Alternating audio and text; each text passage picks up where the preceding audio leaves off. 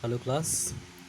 In our last class, we have studied the chapter called chemical reactions, and there we have discussed about the first type of reaction, that is combination reaction. In that reaction, we came to know about that when two or more substances react to give a single product, such kind of reactions we called as a combination reaction. So, and we have seen the example, main example as well.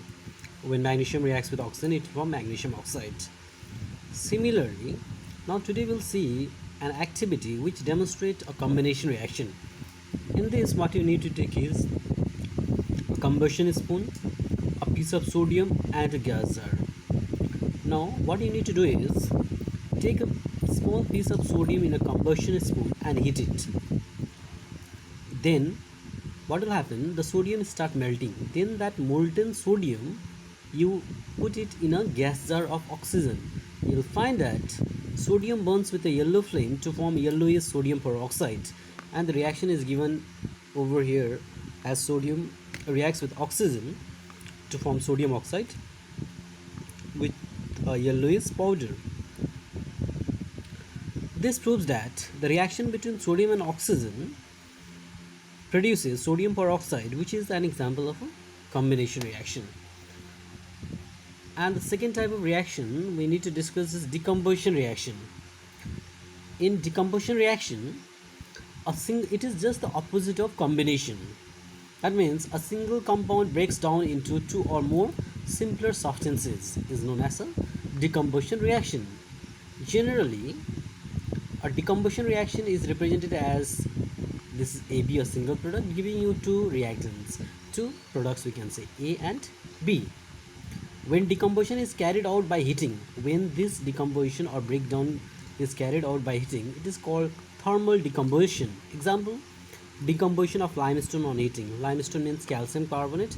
So calcium carbonate, when you heat it, it will produce calcium oxide, which is also called as quicklime, and carbon dioxide. So you can see that from a single compound we can get two other products. So it is a decomposition to break down. Similarly, we can have a decomposition of potassium chlorate on heating in presence of manganese dioxide as catalyst. It will produce KCl and oxygen. This is the laboratory preparation of oxygen. In lab, oxygen is prepared by this method from potassium chlorate. This is also thermal decomposition. Next, there is a substance, as I mentioned in this laboratory preparation, manganese dioxide, which is a catalyst.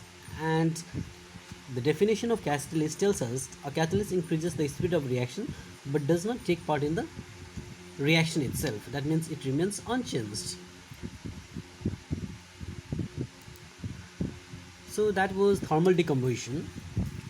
If you carried out the decomposition by passing electric current through aqueous solution or molten state, that we called it as electrolytic decomposition reaction, or simply electrolysis also.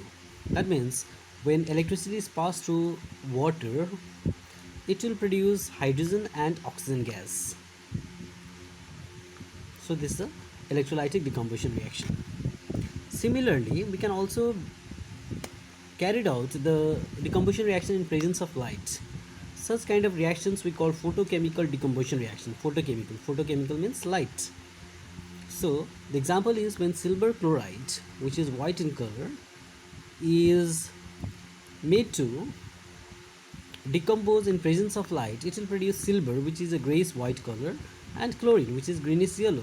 So this is a photochemical decomposition reaction because this reaction will take place in presence of light. Similarly, we can have one activity which shows the thermal decomposition of ammonium chloride to produce you ammonia and HCl.